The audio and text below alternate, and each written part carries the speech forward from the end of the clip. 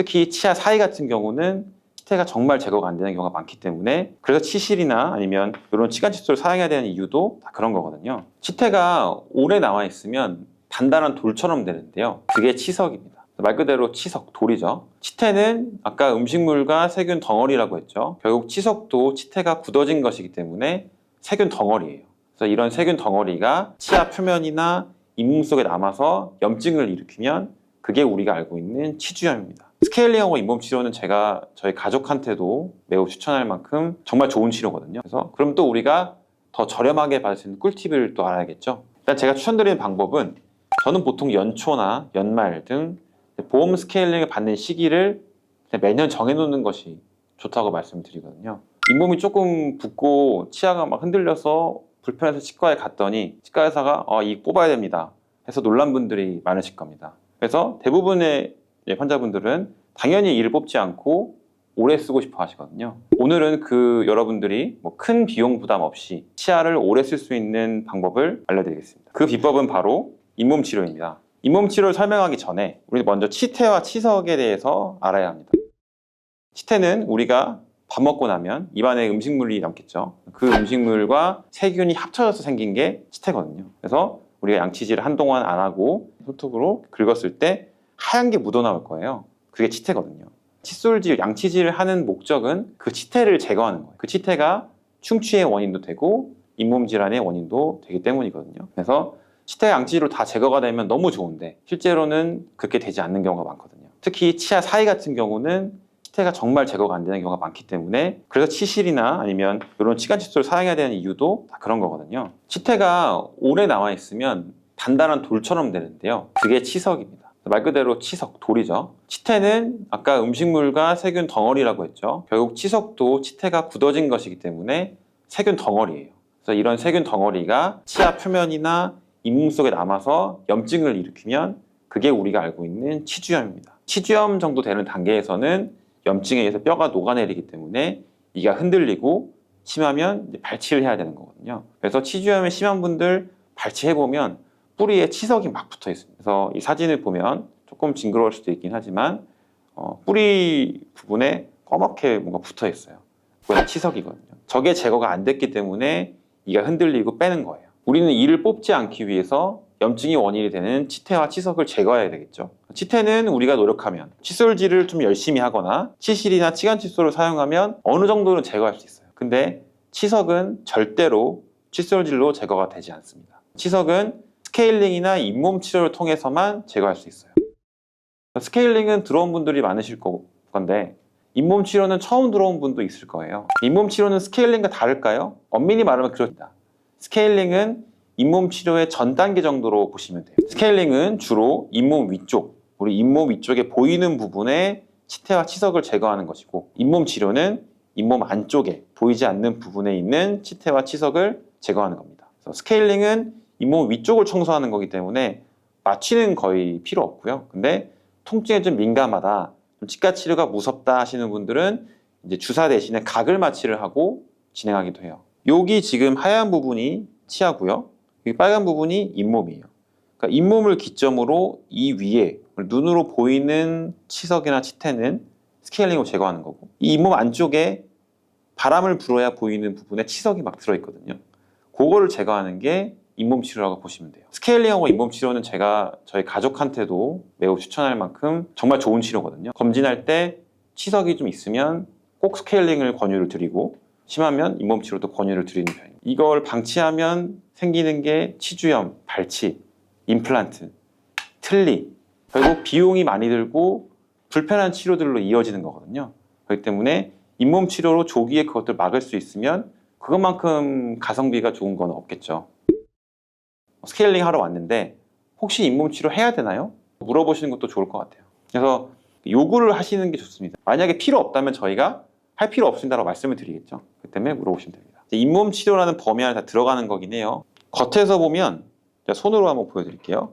겉에서 보면 치아랑 잇몸이 딱 붙어 있는 것처럼 보일 거예요. 실제로는 잇몸이 살짝 떠 있습니다. 이렇게. 그래서 치아랑 잇몸이 골짜기를 이루거든요. 이걸 뭐라고 하냐면 잇몸 주머니라고 해요. 잇몸 주머니가 있는데, 주머니면 움푹 들어가 있는 거겠죠. 건강한 잇몸은 이 잇몸 주머니가 깊지 않아요. 치아 위쪽에 치석이 오래 생기면 염증 반응으로 인해서 주머니가 엄청 깊어져요. 주머니가 깊어지면 그 안에 음식물도 들어갈 수 있고 치태가 쌓이겠죠. 그러면 그게 또 제거가 안 되면 치석이 됩니다. 그러면 또 염증이 생겨서 주머니가 더 깊어져요. 그러니까 이런 식으로 악순환이 계속되는 거거든요. 그래서 우리가 잇몸 치료를 하는 이유는 주머니가 더 깊어지기 전에 얼른 제거해서 주머니 깊어지는 악순환을 막자. 그게 잇몸 치료의 목적이라고 보시면 되겠습니다. 그래서 아까 제가 잇몸 수술 얘기했는데요. 이 주머니가 깊어질수록 너무 깊으면 치석을 제거하는 게 잇몸 안에다 기구를 넣고 긁어내는 거거든요. 근데 보이지 않는 곳을 청소하는 거예요. 촉감으로 인해서. 촉감으로 청소하는 거기 때문에 잇몸의 그 주머니가 깊을수록 정확하게 하기가 어려워요. 그래서 깊으면 이제 잇몸을 열고 수술을 해야 되기 때문에 그렇게 되기 전에 잇몸 치료를 해서 수술을 안 할 수 있게 하는 게 사실 목표죠. 그래서 잇몸 치료 과정을 한번 설명드릴게요. 일단은 아까 제가 이런 식으로 잇몸 속으로 기구를 집어넣어야 되거든요. 이거 마취 안 하고 하면 얼마나 아프겠어요. 마취를 무조건 해야 됩니다. 안 하는 분들도 있지만 그래서 마취를 하고 진행을 하고 이걸 하기 전에 마취가 되고 나면 아까 보여드린 자를 이용해서 잇몸의 깊이를 잽니다. 그러면 딱 막히는 부분이 있는데 그 부분의 수치를 기록하는 거예요. 예를 들면 3mm가 들어갔다, 5mm가 들어갔다 그런 식으로 저희가 차트에 기록을 합니다. 이번에 기록한 깊이랑 다음번에 기록한 깊이를 비교를 하면 잇몸이 좋아졌는지 더 악화됐는지 확인할 수 있겠죠. 실제로 잇몸의 상태가 어떻게 변화하는지 알 수 있는 되게 중요한 지표가 됩니다. 그래서 그 깊이를 측정을 했으면 저희가 이 부분이 좀 깊으니까 여기는 조금 더 열심히 해야겠다, 더 많이 해야겠다라는 판단이 서거든요. 그래서 이런 날카로운 기구를 잇몸 속으로 깊이 집어넣고 안에 있는 치석을 긁어내는 겁니다. 생각보다 단단하게 붙어 있어서 저도 엄청 힘줘서 떼거든요. 그래서 환자분들 입장에서는 이렇게 서걱서걱하고 긁히는 느낌은 느끼실 거예요. 아프진 않지만. 시간은 한 번당 한 30분 이내로 걸리는 것 같아요. 마취하는데 한 5분 정도 걸리고 잇몸 측정하는데도 한 5분, 치료하는데 한 5분, 10분 정도 걸리니까 그냥 대기 시간 다 합쳐서 30분 이내로 보통 끝나고 한 번에 전체를 다 하진 않고요. 한 번에 보통 4분의 1로 나눠서 해요. 4분의 1로 나눠서. 오른쪽 위, 왼쪽 위 나눠서 하기 때문에 총 4번을 진행을 하고 한 치료당 간격은 한 1, 2주 정도 보시면 됩니다. 그래서 한 달에서 한 달 반 정도 걸려서 치료를 한다고 보시면 됩니다. 그러면 잇몸 치료는 언제 해야 될까요? 잇몸이 불편할 때 하면 됩니다. 잇몸이 붓거나 양치질을 할 때 피가 나거나 잇몸이 아프거나 그러면 염증이 있는 것이기 때문에 치과에 가셔서 잇몸 치료를 받으시면 됩니다. 그래서 이 사진을 보시면 잇몸이 붉게 부어있죠. 그리고 다음 사진은 잇몸 치료 일주일 후 사진인데 염증이 모두 없어졌어요. 실제로 이 환자분은 제가 잇몸 치료했을 때 잇몸 깊숙이 큰 치석이 하나 있었어요. 방금 보여드리는 사진처럼 염증이 눈에 보이는 곳에 있고 예를 들면 이렇게 앞니에 염증이 있고 불편한 증상이 있으면 오히려 다행이에요. 환자분들 잇몸에 문제가 있다는 것을 알고 치과에 오니까요. 근데 어금니 쪽은 우리가 입을 이렇게 당겨서 보지 않는 이상 잘 보이지도 않고 또 통증이 없이 염증이 계속 진행되는 경우도 있거든요. 그러면 치료 시기를 놓치는 거예요. 그래서 어느 날 잇몸이 아파서 갔더니 빼라는 말을 듣게 되는 거죠. 그래서 저는 환자분이 불편하지 않아도 엑스레이에서 잇몸 안에 치석이 보인다. 그러면 항상 잇몸 치료를 권합니다. 거의 해야 된다고 많이 좀 푸시하는 성향인데요. 또 어떤 경우가 있냐면 잇몸이 아파서 전화로 예약을 했는데 며칠 뒤에 다시 괜찮으니까 안 오는 분도 있어요. 그게 이제 나은 게 아니고 이 잇몸의 염증은 계속 똑같이 아픈 게 아니고 아팠다가 나았다 반복하거든요. 특히 좀 컨디션이 안 좋으면 더 아파지기도 하고 이렇게 변동이 있는데 이게 아팠다가 다시 안 아파지니까 다 나았지 하고 안 오시는 분들이 있어요.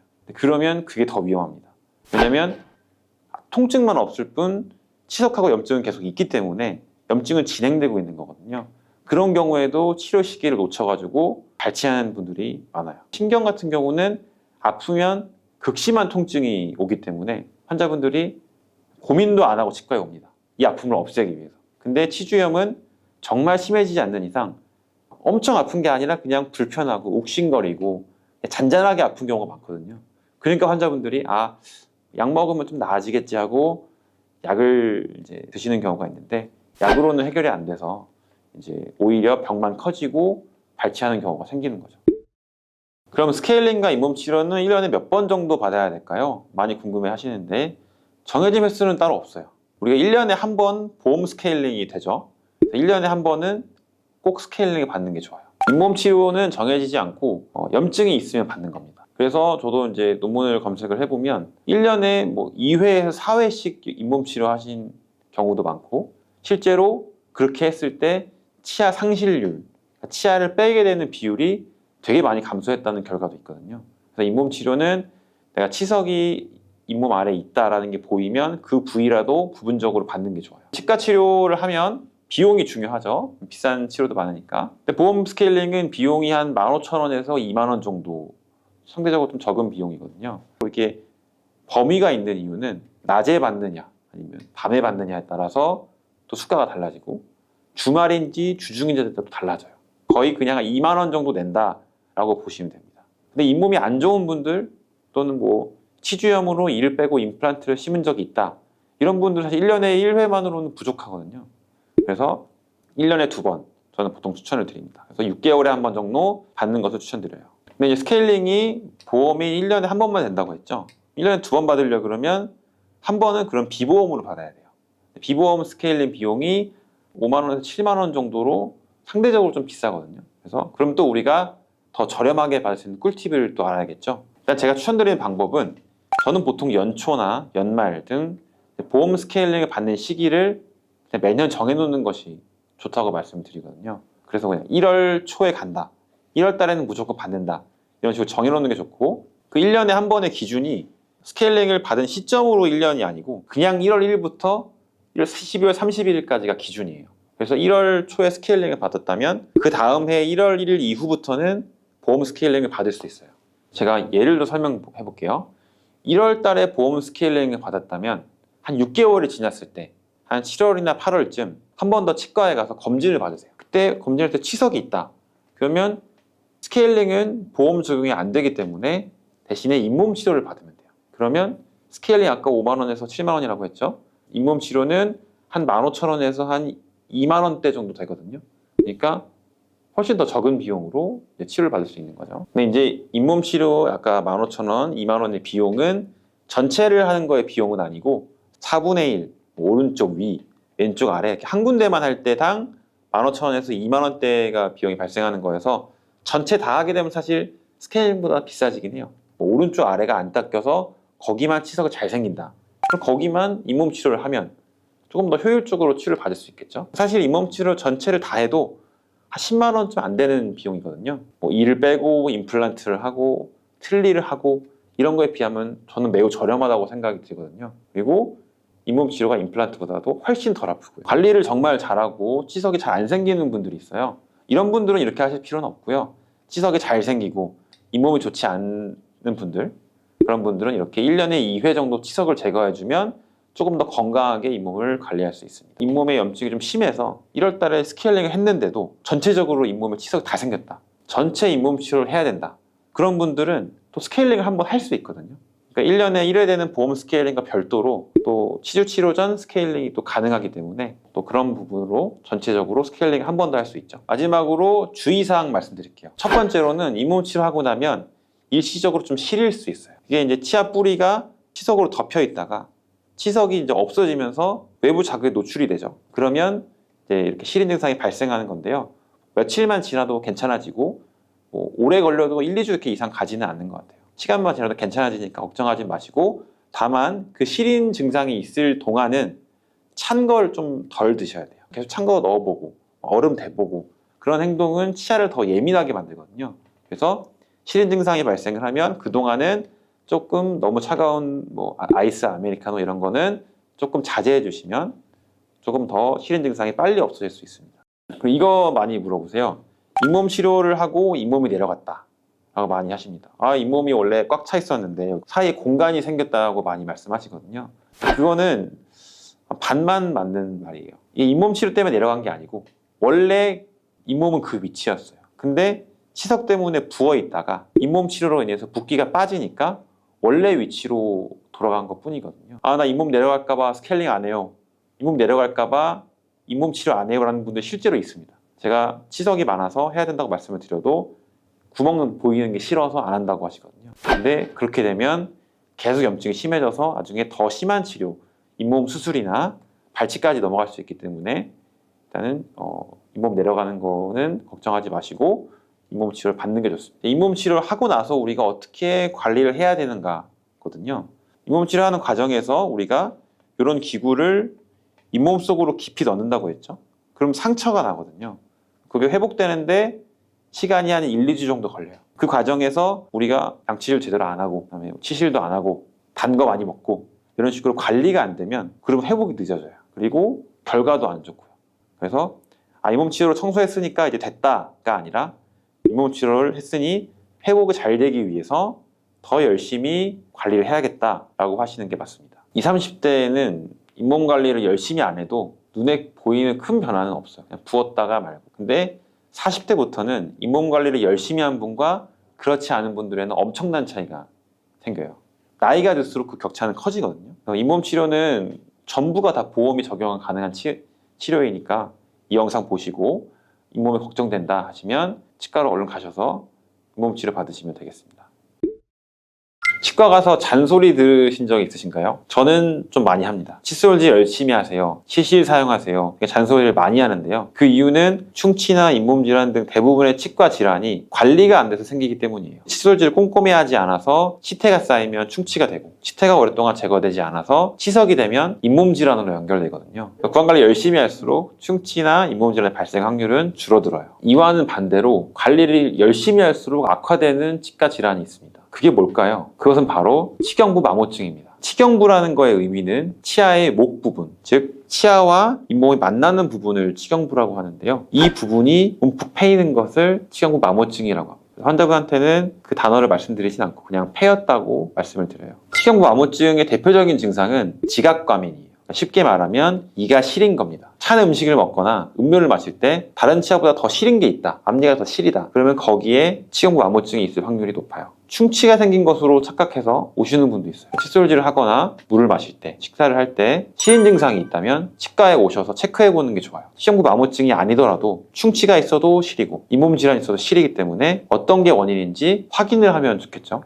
저는 찬물을 잘 안 마셔서 불편한 것도 없고 치료 안 할래요 라고 하는 분들도 있어요. 하지만 치경부 마모증은 단순히 시린 증상만 일으키는 것은 아니에요. 사실 시린 증상은 초기에 오히려 심하고 시간을 지날수록 적응이 돼서 줄어들거든요. 그래서 치경부 마모증이 심해지면 목 부위가 얇아져서 심하면 치아가 부러지기도 해요. 그리고 움푹 패인 부위가 잘 관리가 되지 않으면 그 부위에 충치가 생기기도 하고 잇몸 질환으로 연결되기도 해요.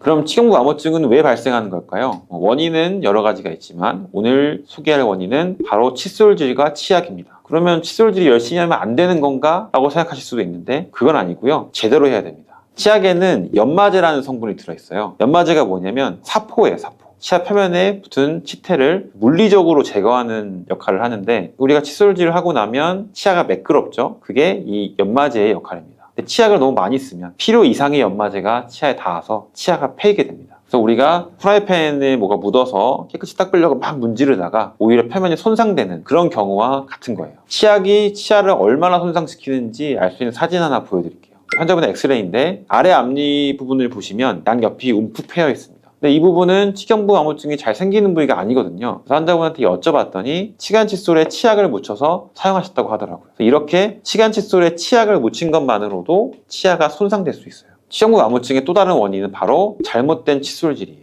최근에는 다양한 매체를 통해서 칫솔질 방법을 다 잘 배우셔서 잘 하시지만 예전에는 잘못된 방법으로 칫솔질을 배운 분들이 많습니다. 사실 예전에는 칫솔질 교육이라는 게 잘 없었어요. 우리 유명한 분노의 양치질 영상 있죠? 막 세게 닦는 영상. 그것처럼 좌우로 닦으면 횡마법이라고 하는데 이렇게 닦으면 치아가 손상되기가 쉬워요. 치아를 어금니 기준으로 앞뒤로 닦고 앞니로 기준으로 좌우로 닦는 이 횡마법을 사용하면 치경부, 아까 말씀드린 치아의 얇은 부위, 치아와 잇몸 만나는 부위에서 잇몸이 내려갈 수도 있고 또 아까 말씀드린 치경부 마모증이 더 심해질 수도 있어요. 그럼 어떻게 해야 되냐? 회전법이라는 방법을 쓰면 됩니다. 회전법은 손목을 회전하여서 위에서 아래로, 아래에서 위로, 위에서 아래로 청소하는 방법입니다. 이 방법을 쓰면 잇몸 퇴축도 덜 되고 치경부 마모가 되는 것도 막을 수가 있습니다. 자세히 설명드리면 칫솔모가 치아와 잇몸 사이에 살짝 닿게 한 뒤에 빗자루 쓸듯이 쓸어 내리는 겁니다. 손목의 스냅을 이용해야 돼요. 위의 치아는 위에서 아래로, 아래 치아는 아래에서 위로 한 방향으로만 움직이는 거거든요. 옆면을 이렇게 닦아주시면 치경부 압무증 걱정 없이 양치질을 할 수가 있고, 씹는 면은 어떻게 하냐? 씹는 면은 그냥 이렇게 닦으면 돼요. 씹는 면은 범랑질이라는 단단한 부위로 보호가 되고 있기 때문에 씹는 면은 그냥 하시면 되고, 잊지 말아야 될 거는 맨 뒤에 치아의 맨 뒷면은 꼭 닦아주셔야 돼요. 칫솔모를 세워서. 여기 안 닦는 분들 많거든요. 여기 닦아주셔야 되고. 이 영상을 보시고 칫솔모를 한번 확인해 보세요. 칫솔모가 많이 휘어져 있으면, 끝에가 휘어져 있으면 너무 세게 하고 있는 거예요. 강도를 줄여야 돼요. 이런 원인들 말고도 딱딱한 음식을 많이 먹거나 마른 오징어를 많이 씹거나 아니면 이를 악물거나 이갈이 습관이 있는 경우도 원인이 될 수 있어요. 칫솔을 어떤 거 선택하냐? 미세모 요즘 많이 나와 있죠. 미세모도 있고 미세모가 아닌 것도 있고, 미세모는 잇몸이 많이 내려간 분들, 치경부 압무증이 심한 분들한테는 미세모를 쓰는 게 좋습니다. 왜냐면 칫솔모가 너무 강하면 그 강한 걸로도 결국엔 마모를 시킬 수가 있거든요. 좀 시린 게 많고 몸이 많이 내려가 있다, 그런 분들은 미세모를 쓰시면 되고, 몸이 건강하신 분들은 또는 치태가 많이 생겨서 양치질을 꼼꼼히 해야 된다, 그런 분들은 좀 단단한 거 쓰셔도 됩니다. 치경부 압무증의 원인을 알았으니까 예방을 해야겠죠. 딱 3가지만 기억하시면 됩니다. 첫 번째는 정해진 시간 동안만 집중해서 이를 닦는 거예요. 아까 환자분들과 대화해보면 10분 이상씩 닦는 분들이 있어요. 어떻게 10분을 닦지? 라는 생각이 들었는데요. 얘기를 해보면 이런 분들은 주로 다른 일을 하면서 이를 닦습니다. 유튜브를 보면서 이를 닦기도 하고, TV를 보면서 이를 닦고, 온 집안을 돌아다니면서 이를 닦아요. 그러니까 10분 이상 닦을 수 있겠죠. 그렇게 되면 한 번 닦았던 부위를 또 닦게 되고, 그 부분은 그러면 연마제와 치아가 오래 닿는 거기 때문에 또 마모가 될 수 있어요. 그래서 중요한 거는 2분에서 3분 정도 타이머를 딱 설정해 놓고 그때만 집중적으로 이를 닦는 게 좋아요. 닦다 보면 여기 닦았나 하면서 까먹을 수도 있어요. 그러면 또 닦으면 거기는 마모가 심해지는 거예요. 그래서 순서를 정해놓고 닦는 게 좋아요. 저는 해보면 왼쪽 아래부터 시작해서 왼쪽 위, 그다음 오른쪽으로 넘어가는 것 같아요. 본인만의 루틴을 정해서 순서대로, 예를 들면 여기가 4군데로 나누면 한 곳당 30초씩 정해놓고 닦으면 집중적으로 잘 닦을 수가 있어요. 두 번째는 치약을 조금만 쓰는 거예요. 치약 광고를 보면 이 칫솔모의 길이만큼 치약을 쭉 짜서 쓰는데 너무 많아요. 치약에는 연마제가 들어있다고 했죠. 이렇게 치약을 많이 쓰면 연마제도 듬뿍 들어가서 치아가 마모되는 거예요. 치약은 꼭 적은 양만큼만 짜야 돼요. 그래서 그 기준은 저는 완두콩만큼 짜라고 말씀드려요. 가끔 이가 안 닦이면 어떡하나 걱정하는 분들도 있는데, 완두콩만큼으로도 잘 닦이니까 걱정 안 하셔도 되고, 거품이 많이 나고 치약이 많은 느낌을 좋아하시는 분도 있는데 적응하셔야 돼요. 이를 건강하게 쓰시려면 완두콩만큼만 쓰는 거 기억하셔야 돼요. 그리고 아까 설명드렸듯이 치간 칫솔에는 치약 묻히면 안 됩니다. 마지막은 시린이 전용 치약을 사용하는 거예요. 시린이 전용 치약은 일반 치약보다 연마제가 적게 들어가 있어요. 그래서 같은 양을 사용해도 치아의 마모가 적게 발생합니다. 그리고 탈민감제라는 성분이 들어있는데 시린 증상에 효과가 있는 성분이거든요. 시린이 전용 치약을 사용하면 추가적인 마모를 막을 수도 있고, 동시에 시린 증상도 줄일 수가 있어요. 시린 전용 치약은 보통 한 2주 정도는 사용을 해야 효과가 나타나거든요. 꾸준히 사용해 주셔야 되고, 연마제가 적게 들어가 있다 했죠. 좀 잘 안 닦인다는 느낌이 들 수도 있어요. 그런 경우에는 일반 치약하고 시린 전용 치약을 번갈아 가면서 쓰시면 돼요. 예를 들면 저녁에는 우리가 맛있는 음식 많이 먹었으니까 잘 닦여야 된다, 그럼 저녁에 일반 치약 쓰시고, 아침에는 안 먹었으니까 시린이 치약 쓰시고, 이게 번갈아 가면서 쓰시면 이를 잘 닦으면서도 더 마모가 되는 것을 막을 수도 있겠죠. 제가 써본 거는 센소다인이라는 치약이 있거든요. 센소다인 치약도 있고 시린메드, 그 이외에도 검색해 보시면 다양한 제품들이 많이 나올 거예요. 선택하시면 되고, 탈가민제가 어떻게 시린 걸 막는지 그 방법이 달라요. 방법의 차이일 뿐 시린 걸 막는 건 똑같기 때문에 어떤 걸 쓰셔도 상관은 없으시고, 잘 모르겠다 하시면 가장 최근에 나온 거 쓰시면 됩니다. 이미 치경부 압무증이 생긴 분들도 있겠죠. 그래도 그분들 똑같이 제가 말씀드린 3가지를 지키시면 돼요. 더 마모를 막아야 되니까요. 만약 시린 증상이 너무 심한 경우는 치과에 가서 지각감인 처치라는 걸 받으시면 돼요. 이거는 보험 진료이기 때문에 비용도 저렴하고 효과가 꽤 좋아서 만족하실 거고, 치아가 더 많이 패여서 지각감인 처치로는 좀 부족하고 뭔가 치아가 더 패이는 걸 막고 싶다, 그런 경우에는 레진이나 다른 재료를 때우면 그 부분이 막히기 때문에 시린 증상도 없어지고 더 패이는 것을 막을 수가 있어요. 대신에 떨어질 수도 있어서 떨어지면 다시 떼우면 돼요. 마모가 정말 심해서 치아가 거의 목이 엄청 얇아져서 부러질 가능성이 있는 치아도 있어요. 그런 경우는 치아가 부러지는 걸 막기 위해서 크라운을 하는 게 필요할 수도 있어요. 정리를 해드리면 치경부 압무증은 우리가 잘못된 방법으로 칫솔질을 하거나 치약을 너무 많이 쓰거나 우리 건강한 치아가 움푹 패이는 것을 의미를 하고, 이걸 막기 위해서는 3가지 방법을 지켜주시면 돼요. 첫 번째는 2분에서 3분 정도 정해진 시간 동안 집중해서 이를 닦는 것. 두 번째는 치약은 완두콩만큼만 짜서 쓰는 것. 세 번째는 시린이 전용 치약을 쓰는 것. 이걸 다 지키시면 치경부 압무가 더 발생하는 걸 막을 수도 있고 또 예방할 수도 있어요. 특히 치아 사이 같은 경우는 치태가 정말 제거가 안 되는 경우가 많기 때문에 그래서 치실이나 아니면 이런 치간 칫솔을 사용해야 되는 이유도 다 그런 거거든요. 치태가 오래 남아 있으면 단단한 돌처럼 되는데요. 그게 치석입니다. 말 그대로 치석, 돌이죠. 치태는 아까 음식물과 세균 덩어리라고 했죠. 결국 치석도 치태가 굳어진 것이기 때문에 세균 덩어리예요. 그래서 이런 세균 덩어리가 치아 표면이나 잇몸 속에 남아서 염증을 일으키면 그게 우리가 알고 있는 치주염입니다. 스케일링하고 잇몸 치료는 제가 저희 가족한테도 매우 추천할 만큼 정말 좋은 치료거든요. 그래서 그럼 또 우리가 더 저렴하게 받을 수 있는 꿀팁을 또 알아야겠죠. 일단 제가 추천드리는 방법은 저는 보통 연초나 연말 등 보험 스케일링을 받는 시기를 매년 정해놓는 것이 좋다고 말씀드리거든요. 잇몸이 조금 붓고 치아가 막 흔들려서 불편해서 치과에 갔더니 치과 의사가 이 뽑아야 됩니다 해서 놀란 분들이 많으실 겁니다. 그래서 대부분의 환자분들은 당연히 이를 뽑지 않고 오래 쓰고 싶어 하시거든요. 오늘은 그 여러분들이 큰 비용 부담 없이 치아를 오래 쓸 수 있는 방법을 알려드리겠습니다. 그 비법은 바로 잇몸 치료입니다. 잇몸 치료를 설명하기 전에 우리 먼저 치태와 치석에 대해서 알아야 합니다. 치태는 우리가 밥 먹고 나면 입안에 음식물이 남겠죠. 그 음식물과 세균이 합쳐져서 생긴 게 치태거든요. 그래서 우리가 양치질을 한동안 안 하고 손톱으로 긁었을 때 하얀 게 묻어나올 거예요. 그게 치태거든요. 칫솔질, 양치질을 하는 목적은 그 치태를 제거하는 거예요. 그 치태가 충치의 원인도 되고 잇몸 질환의 원인도 되기 때문이거든요. 그래서 치태가 양치질로 다 제거가 되면 너무 좋은데 실제로는 그렇게 되지 않는 경우가 많거든요. 특히 치아 사이 같은 경우는 치태가 정말 제거가 안 되는 경우가 많기 때문에 그래서 치실이나 아니면 이런 치간 칫솔을 사용해야 되는 이유도 다 그런 거거든요. 치태가 오래 남아 있으면 단단한 돌처럼 되는데요. 그게 치석입니다. 말 그대로 치석, 돌이죠. 치태는 아까 음식물과 세균 덩어리라고 했죠. 결국 치석도 치태가 굳어진 것이기 때문에 세균 덩어리예요. 그래서 이런 세균 덩어리가 치아 표면이나 잇몸 속에 남아서 염증을 일으키면 그게 우리가 알고 있는 치주염입니다. 치주염 정도 되는 단계에서는 염증에 의해서 뼈가 녹아내리기 때문에 이가 흔들리고 심하면 발치를 해야 되는 거거든요. 그래서 치주염이 심한 분들 발치해보면 뿌리에 치석이 막 붙어 있습니다. 그래서 이 사진을 보면 조금 징그러울 수도 있긴 하지만 뿌리 부분에 꺼멓게 뭔가 붙어 있어요.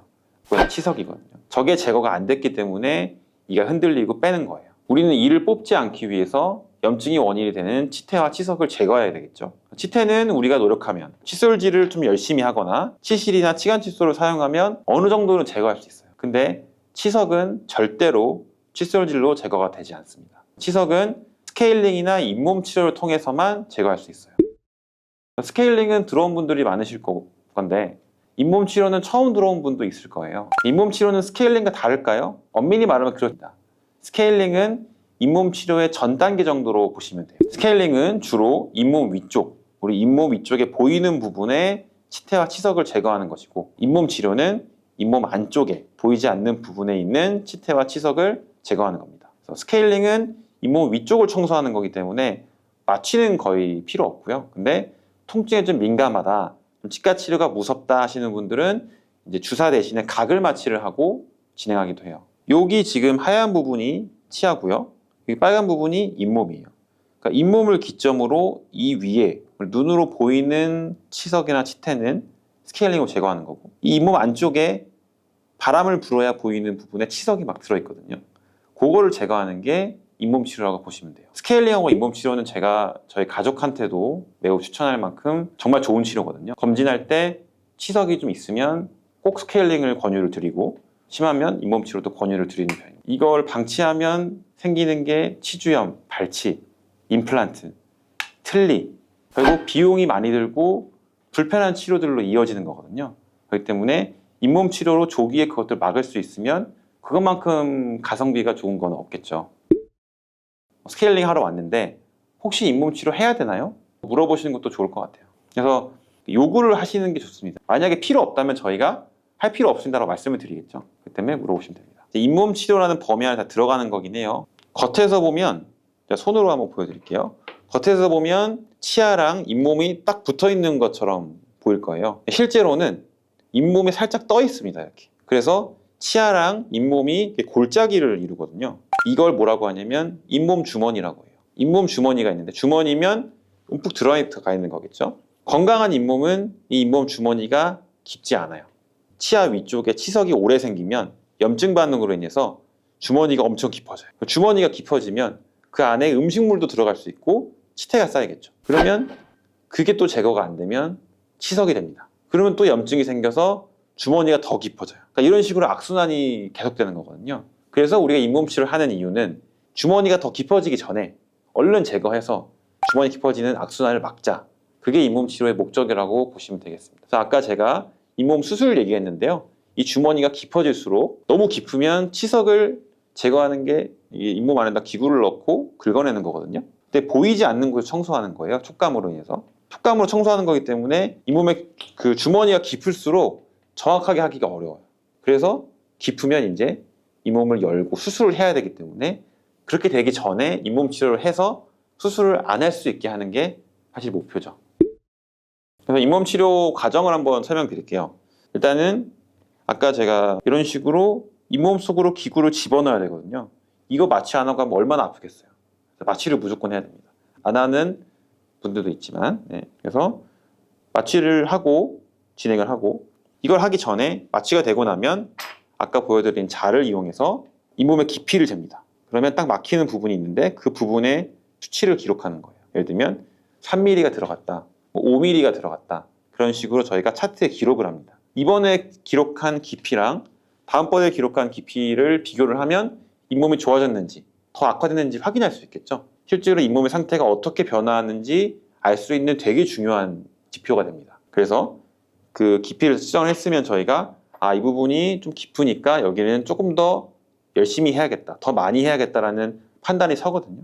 그래서 이런 날카로운 기구를 잇몸 속으로 깊이 집어넣고 안에 있는 치석을 긁어내는 겁니다. 생각보다 단단하게 붙어 있어서 저도 엄청 힘줘서 떼거든요. 그래서 환자분들 입장에서는 이렇게 서걱서걱하고 긁히는 느낌은 느끼실 거예요. 아프진 않지만. 시간은 한 번당 한 30분 이내로 걸리는 것 같아요. 마취하는데 한 5분 정도 걸리고 잇몸 측정하는데도 한 5분, 치료하는데 한 5분, 10분 정도 걸리니까 그냥 대기 시간 다 합쳐서 30분 이내로 보통 끝나고 한 번에 전체를 다 하진 않고요. 한 번에 보통 4분의 1로 나눠서 해요. 4분의 1로 나눠서. 오른쪽 위, 왼쪽 위 나눠서 하기 때문에 총 4번을 진행을 하고 한 치료당 간격은 한 1, 2주 정도 보시면 됩니다. 그래서 한 달에서 한 달 반 정도 걸려서 치료를 한다고 보시면 됩니다. 그러면 잇몸 치료는 언제 해야 될까요? 잇몸이 불편할 때 하면 됩니다. 잇몸이 붓거나 양치질을 할 때 피가 나거나 잇몸이 아프거나 그러면 염증이 있는 것이기 때문에 치과에 가셔서 잇몸 치료를 받으시면 됩니다. 그래서 이 사진을 보시면 잇몸이 붉게 부어있죠. 그리고 다음 사진은 잇몸 치료 일주일 후 사진인데 염증이 모두 없어졌어요. 실제로 이 환자분은 제가 잇몸 치료했을 때 잇몸 깊숙이 큰 치석이 하나 있었어요. 방금 보여드리는 사진처럼 염증이 눈에 보이는 곳에 있고 예를 들면 이렇게 앞니에 염증이 있고 불편한 증상이 있으면 오히려 다행이에요. 환자분들 잇몸에 문제가 있다는 것을 알고 치과에 오니까요. 근데 어금니 쪽은 우리가 입을 이렇게 당겨서 보지 않는 이상 잘 보이지도 않고 또 통증이 없이 염증이 계속 진행되는 경우도 있거든요. 그러면 치료 시기를 놓치는 거예요. 그래서 어느 날 잇몸이 아파서 갔더니 빼라는 말을 듣게 되는 거죠. 저는 환자분이 불편하지 않아도 엑스레이에서 잇몸 안에 치석이 보인다. 그러면 항상 잇몸 치료를 권합니다. 거의 해야 된다고 많이 좀 푸시하는 성향인데요. 또 어떤 경우가 있냐면 잇몸이 아파서 전화로 예약을 했는데 며칠 뒤에 다시 괜찮으니까 안 오는 분도 있어요. 그게 이제 나은 게 아니고 이 잇몸의 염증은 계속 똑같이 아픈 게 아니고 아팠다가 나았다 반복하거든요. 특히 좀 컨디션이 안 좋으면 더 아파지기도 하고 이렇게 변동이 있는데 이게 아팠다가 다시 안 아파지니까 다 나았지 하고 안 오시는 분들이 있어요. 그러면 그게 더 위험합니다. 왜냐면 통증만 없을 뿐 치석하고 염증은 계속 있기 때문에 염증은 진행되고 있는 거거든요. 그런 경우에도 치료 시기를 놓쳐가지고 발치하는 분들이 많아요. 신경 같은 경우는 아프면 극심한 통증이 오기 때문에 환자분들이 고민도 안 하고 치과에 옵니다. 이 아픔을 없애기 위해서. 근데 치주염은 정말 심해지지 않는 이상 엄청 아픈 게 아니라 그냥 불편하고 욱신거리고 잔잔하게 아픈 경우가 많거든요. 그러니까 환자분들이 약 먹으면 좀 나아지겠지 하고 약을 이제 드시는 경우가 있는데 약으로는 해결이 안 돼서 이제 오히려 병만 커지고 발치하는 경우가 생기는 거죠. 그럼 스케일링과 잇몸 치료는 1년에 몇 번 정도 받아야 될까요? 많이 궁금해 하시는데 정해진 횟수는 따로 없어요. 우리가 1년에 한 번 보험 스케일링이 되죠. 1년에 한 번은 꼭 스케일링을 받는 게 좋아요. 잇몸 치료는 정해지지 않고 염증이 있으면 받는 겁니다. 그래서 저도 이제 논문을 검색을 해보면 1년에 뭐 2회에서 4회씩 잇몸 치료하신 경우도 많고 실제로 그렇게 했을 때 치아 상실률, 치아를 빼게 되는 비율이 되게 많이 감소했다는 결과도 있거든요. 그래서 잇몸 치료는 내가 치석이 잇몸 아래에 있다라는 게 보이면 그 부위라도 부분적으로 받는 게 좋아요. 치과 치료를 하면 비용이 중요하죠. 비싼 치료도 많으니까. 근데 보험 스케일링은 비용이 한 15,000원에서 2만 원 정도, 상대적으로 좀 적은 비용이거든요. 이렇게 범위가 있는 이유는 낮에 받느냐 아니면 밤에 받느냐에 따라서 또 수가가 달라지고 주말인지 주중인지에 따라 달라져요. 거의 그냥 2만 원 정도 낸다라고 보시면 됩니다. 근데 잇몸이 안 좋은 분들 또는 뭐 치주염으로 이를 빼고 임플란트를 심은 적이 있다. 이런 분들 사실 1년에 1회만으로는 부족하거든요. 그래서 1년에 2번 저는 보통 추천을 드립니다. 그래서 6개월에 한 번 정도 받는 것을 추천드려요. 근데 이제 스케일링이 보험이 1년에 한 번만 된다고 했죠. 1년에 2번 받으려 그러면 한 번은 그런 비보험으로 받아야 돼요. 비보험 스케일링 비용이 5만 원에서 7만 원 정도로 상대적으로 좀 비싸거든요. 그래서 그럼 또 우리가 더 저렴하게 받을 수 있는 꿀팁을 또 알아야겠죠. 일단 제가 추천드리는 방법은 저는 보통 연초나 연말 등 보험 스케일링을 받는 시기를 그냥 매년 정해놓는 것이 좋다고 말씀드리거든요. 그래서 그냥 1월 초에 간다. 1월 달에는 무조건 받는다. 이런 식으로 정해놓는 게 좋고 그 1년에 한 번의 기준이 스케일링을 받은 시점으로 1년이 아니고 그냥 1월 1일부터 12월 31일까지가 기준이에요. 그래서 1월 초에 스케일링을 받았다면 그 다음 해 1월 1일 이후부터는 보험 스케일링을 받을 수 있어요. 제가 예를 들어 설명해 볼게요. 1월 달에 보험 스케일링을 받았다면 한 6개월이 지났을 때 한 7월이나 8월쯤 한 번 더 치과에 가서 검진을 받으세요. 그때 검진할 때 치석이 있다. 그러면 스케일링은 보험 적용이 안 되기 때문에 대신에 잇몸 치료를 받으면 돼요. 그러면 스케일링 아까 5만 원에서 7만 원이라고 했죠. 잇몸 치료는 한 15,000원에서 한 2만 원대 정도 되거든요. 그러니까 훨씬 더 적은 비용으로 치료를 받을 수 있는 거죠. 근데 이제 잇몸 치료 아까 15,000원, 2만 원의 비용은 전체를 하는 거의 비용은 아니고 4분의 1, 오른쪽 위, 왼쪽 아래 이렇게 한 군데만 할 때당 15,000원에서 2만 원대가 비용이 발생하는 거여서 전체 다 하게 되면 사실 스케일링보다 비싸지긴 해요. 뭐 오른쪽 아래가 안 닦여서 거기만 치석이 잘 생긴다. 그럼 거기만 잇몸 치료를 하면 조금 더 효율적으로 치료를 받을 수 있겠죠. 사실 잇몸 치료 전체를 다 해도 한 10만 원쯤 안 되는 비용이거든요. 뭐 이를 빼고 임플란트를 하고 틀니를 하고 이런 거에 비하면 저는 매우 저렴하다고 생각이 들거든요. 그리고 잇몸 치료가 임플란트보다도 훨씬 덜 아프고요. 관리를 정말 잘하고 치석이 잘 안 생기는 분들이 있어요. 이런 분들은 이렇게 하실 필요는 없고요. 치석이 잘 생기고 잇몸이 좋지 않은 분들, 그런 분들은 이렇게 1년에 2회 정도 치석을 제거해주면 조금 더 건강하게 잇몸을 관리할 수 있습니다. 잇몸에 염증이 좀 심해서 1월 달에 스케일링을 했는데도 전체적으로 잇몸에 치석이 다 생겼다. 전체 잇몸 치료를 해야 된다. 그런 분들은 또 스케일링을 한번 할 수 있거든요. 그러니까 1년에 1회 되는 보험 스케일링과 별도로 또 치주 치료 전 스케일링이 또 가능하기 때문에 또 그런 부분으로 전체적으로 스케일링 한 번 더 할 수 있죠. 마지막으로 주의사항 말씀드릴게요. 첫 번째로는 잇몸 치료하고 나면 일시적으로 좀 시릴 수 있어요. 이게 이제 치아 뿌리가 치석으로 덮여 있다가 치석이 이제 없어지면서 외부 자극에 노출이 되죠. 그러면 이제 이렇게 시린 증상이 발생하는 건데요. 며칠만 지나도 괜찮아지고 뭐 오래 걸려도 1, 2주 이렇게 이상 가지는 않는 것 같아요. 시간만 지나도 괜찮아지니까 걱정하지 마시고 다만 그 시린 증상이 있을 동안은 찬 걸 좀 덜 드셔야 돼요. 계속 찬 거 넣어보고 얼음 대보고 그런 행동은 치아를 더 예민하게 만들거든요. 그래서 시린 증상이 발생을 하면 그동안은 조금 너무 차가운 뭐 아이스 아메리카노 이런 거는 조금 자제해 주시면 조금 더 시린 증상이 빨리 없어질 수 있습니다. 그리고 이거 많이 물어보세요. 잇몸 치료를 하고 잇몸이 내려갔다 라고 많이 하십니다. 아, 잇몸이 원래 꽉 차 있었는데 사이에 공간이 생겼다고 많이 말씀하시거든요. 그거는 반만 맞는 말이에요. 이 잇몸 치료 때문에 내려간 게 아니고 원래 잇몸은 그 위치였어요. 근데 치석 때문에 부어 있다가 잇몸 치료로 인해서 붓기가 빠지니까 원래 위치로 돌아간 것 뿐이거든요. 아, 나 잇몸 내려갈까 봐 스케일링 안 해요.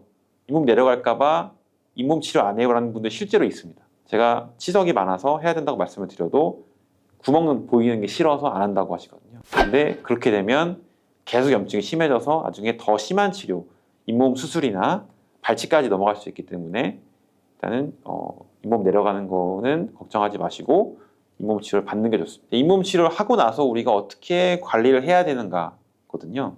잇몸 치료하는 과정에서 우리가 이런 기구를 잇몸 속으로 깊이 넣는다고 했죠. 그럼 상처가 나거든요.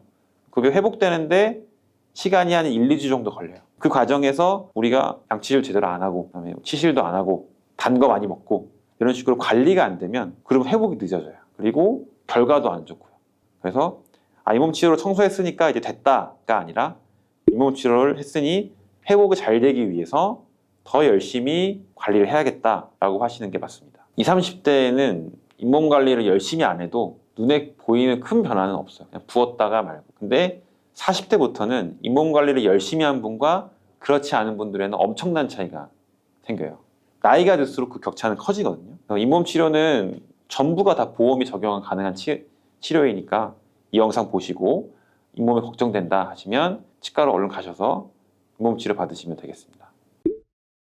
치과 가서 잔소리 들으신 적 있으신가요? 저는 좀 많이 합니다. 칫솔질 열심히 하세요. 치실 사용하세요. 잔소리를 많이 하는데요. 그 이유는 충치나 잇몸 질환 등 대부분의 치과 질환이 관리가 안 돼서 생기기 때문이에요. 칫솔질을 꼼꼼히 하지 않아서 치태가 쌓이면 충치가 되고 치태가 오랫동안 제거되지 않아서 치석이 되면 잇몸 질환으로 연결되거든요. 구강 관리 열심히 할수록 충치나 잇몸 질환의 발생 확률은 줄어들어요. 이와는 반대로 관리를 열심히 할수록 악화되는 치과 질환이 있습니다. 그게 뭘까요? 그것은 바로 치경부 마모증입니다. 치경부라는 거의 의미는 치아의 목 부분, 즉 치아와 잇몸이 만나는 부분을 치경부라고 하는데요. 이 부분이 움푹 패이는 것을 치경부 마모증이라고 합니다. 환자분한테는 그 단어를 말씀드리진 않고 그냥 패였다고 말씀을 드려요. 치경부 마모증의 대표적인 증상은 지각과민이에요. 쉽게 말하면 이가 시린 겁니다. 찬 음식을 먹거나 음료를 마실 때 다른 치아보다 더 시린 게 있다. 앞니가 더 시리다. 그러면 거기에 치경부 마모증이 있을 확률이 높아요. 충치가 생긴 것으로 착각해서 오시는 분도 있어요. 칫솔질을 하거나 물을 마실 때, 식사를 할 때 시린 증상이 있다면 치과에 오셔서 체크해 보는 게 좋아요. 치경부 마모증이 아니더라도 충치가 있어도 시리고 잇몸 질환이 있어도 시리기 때문에 어떤 게 원인인지 확인을 하면 좋겠죠.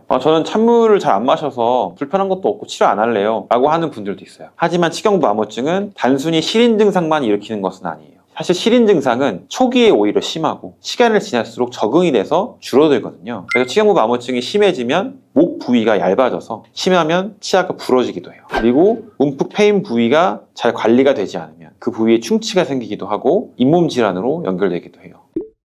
그럼 치경부 마모증은 왜 발생하는 걸까요? 원인은 여러 가지가 있지만 오늘 소개할 원인은 바로 칫솔질과 치약입니다. 그러면 칫솔질이 열심히 하면 안 되는 건가? 라고 생각하실 수도 있는데 그건 아니고요. 제대로 해야 됩니다. 치약에는 연마제라는 성분이 들어있어요. 연마제가 뭐냐면 사포예요, 사포. 치아 표면에 붙은 치태를 물리적으로 제거하는 역할을 하는데 우리가 칫솔질을 하고 나면 치아가 매끄럽죠? 그게 이 연마제의 역할입니다. 치약을 너무 많이 쓰면 필요 이상의 연마제가 치아에 닿아서 치아가 패이게 됩니다. 그래서 우리가 프라이팬에 뭐가 묻어서 깨끗이 닦으려고 막 문지르다가 오히려 표면이 손상되는 그런 경우와 같은 거예요. 치약이 치아를 얼마나 손상시키는지 알 수 있는 사진 하나 보여드릴게요. 환자분의 엑스레이인데 아래 앞니 부분을 보시면 양옆이 움푹 패여 있습니다. 근데 이 부분은 치경부 마모증이 잘 생기는 부위가 아니거든요. 그래서 환자분한테 여쭤봤더니 치간 칫솔에 치약을 묻혀서 사용하셨다고 하더라고요. 이렇게 치간 칫솔에 치약을 묻힌 것만으로도 치아가 손상될 수 있어요. 치경부 마모증의 또 다른 원인은 바로 잘못된 칫솔질이에요. 최근에는 다양한 매체를 통해서 칫솔질 방법을 다 잘 배우셔서 잘 하시지만 예전에는 잘못된 방법으로 칫솔질을 배운 분들이 많습니다. 사실 예전에는 칫솔질 교육이라는 게 잘 없었어요. 우리 유명한 분노의 양치질 영상 있죠? 막 세게 닦는 영상. 그것처럼 좌우로 닦으면 횡마법이라고 하는데 이렇게 닦으면 치아가 손상되기가 쉬워요. 치아를 어금니 기준으로 앞뒤로 닦고 앞니로 기준으로 좌우로 닦는 이 횡마법을 사용하면 치경부, 아까 말씀드린 치아의 얇은 부위, 치아와 잇몸 만나는 부위에서 잇몸이 내려갈 수도 있고 또 아까 말씀드린 치경부 마모증이 더 심해질 수도 있어요. 그럼 어떻게 해야 되냐? 회전법이라는 방법을 쓰면 됩니다. 회전법은 손목을 회전하여서 위에서 아래로, 아래에서 위로, 위에서 아래로 청소하는 방법입니다. 이 방법을 쓰면 잇몸 퇴축도 덜 되고 치경부 마모가 되는 것도 막을 수가 있습니다. 자세히 설명드리면 칫솔모가 치아와 잇몸 사이에 살짝 닿게 한 뒤에 빗자루 쓸듯이 쓸어 내리는 겁니다. 손목의 스냅을 이용해야 돼요. 위의 치아는 위에서 아래로, 아래 치아는 아래에서 위로 한 방향으로만 움직이는 거거든요. 옆면을 이렇게 닦아주시면 친구 아무튼 걱정 없이 지지를 할 수가 있고, 씹는 면은 어떻게 하냐? 씹는 면은 그냥 이렇게 닦으면 돼요. 씹는 면은 범랑질이라는 단단한 부위로 보호가 되고 있기 때문에 씹는 면은 그냥 하시면 되고, 잊지 말아야 될 거는 맨 뒤에 치아의 맨 뒷면은 꼭 닦아주셔야 돼요. 칫솔모를 세워서. 여기 안 닦는 분들 많거든요. 여기 닦아주셔야 되고, 이 영상을 보시고 칫솔모를 한번 확인해 보세요. 칫솔모가 많이 휘어져 있으면, 끝에가 휘어져 있으면 너무 세게 하고 있는 거예요. 강도를 줄여야 돼요. 이런 원인들 말고도 딱딱한 음식을 많이 먹거나 마른 오징어를 많이 씹거나 아니면 이를 악물거나 이갈이 습관이 있는 경우도 원인이 될 수 있어요. 칫솔을 어떤 거 선택하냐? 미세모 요즘 많이 나와 있죠. 미세모도 있고 미세모가 아닌 것도 있고, 미세모는 잇몸이 많이 내려간 분들, 치경부 암호증이 심한 분들한테는 미세모를 쓰는 게 좋습니다. 왜냐면 칫솔모가 너무 강하면 그 강한 걸로도 결국엔 마모를 시킬 수가 있거든요. 좀 시린 게 많고 몸이 많이 내려가 있다, 그런 분들은 미세모를 쓰시면 되고, 몸이 건강하신 분들은 또는 치태가 많이 생겨서 양치질을 꼼꼼히 해야 된다, 그런 분들은 좀 단단한 거 쓰셔도 됩니다.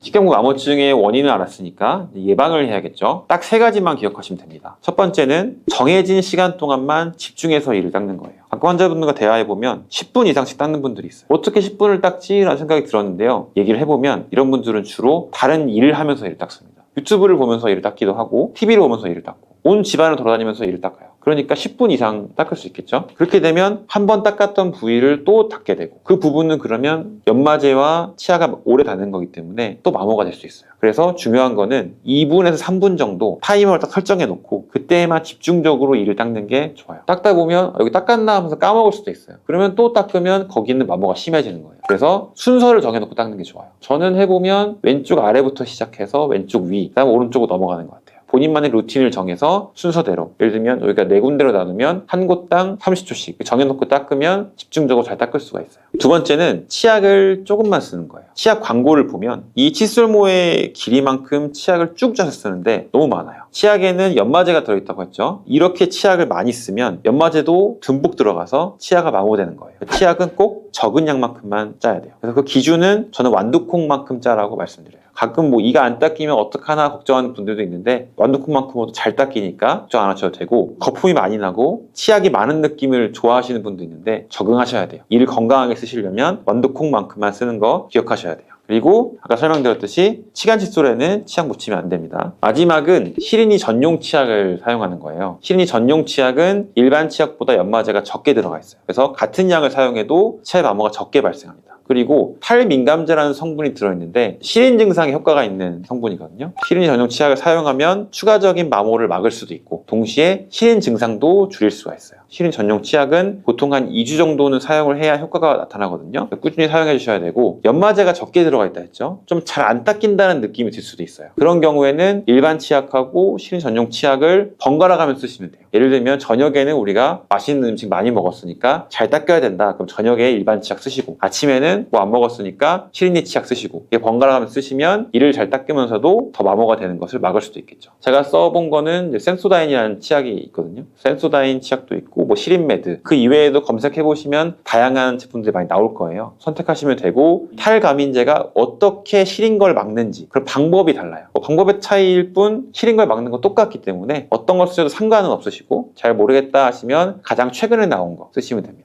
이미 치경부 암호증이 생긴 분들도 있겠죠. 그래도 그분들은 똑같이 제가 말씀드린 3가지를 지키시면 돼요. 더 마모를 막아야 되니까요. 만약 시린 증상이 너무 심한 경우는 치과에 가서 지각감인 처치라는 걸 받으시면 돼요. 이거는 보험진료이기 때문에 비용도 저렴하고 효과가 꽤 좋아서 만족하실 거고, 치아가 더 많이 패여서 지각감인 처치로는 좀 부족하고 뭔가 치아가 더 패이는 걸 막고 싶다, 그런 경우에는 레진이나 다른 재료로 때우면 그 부분이 막히기 때문에 시린 증상도 없어지고 더 패이는 것을 막을 수가 있어요. 대신에 떨어질 수도 있어서 떨어지면 다시 떼우면 돼요. 마모가 정말 심해서 치아가 거의 목이 엄청 얇아져서 부러질 가능성이 있는 치아도 있어요. 그런 경우는 치아가 부러지는 걸 막기 위해서 크라운을 하는 게 필요할 수도 있어요. 정리를 해드리면, 치경부 암호증은 우리가 잘못된 방법으로 칫솔질을 하거나 치약을 너무 많이 쓰거나 우리 건강한 치아가 움푹 패이는 것을 의미를 하고, 이걸 막기 위해서는 3가지 방법을 지켜주시면 돼요. 첫 번째는 2분에서 3분 정도 정해진 시간 동안 집중해서 이를 닦는 것. 두 번째는 치약은 완두콩만큼만 짜서 쓰는 것. 세 번째는 시린이 전용 치약을 쓰는 것. 이걸 다 지키시면 치경부 암호가 더 발생하는 걸 막을 수도 있고 또 예방할 수도 있어요.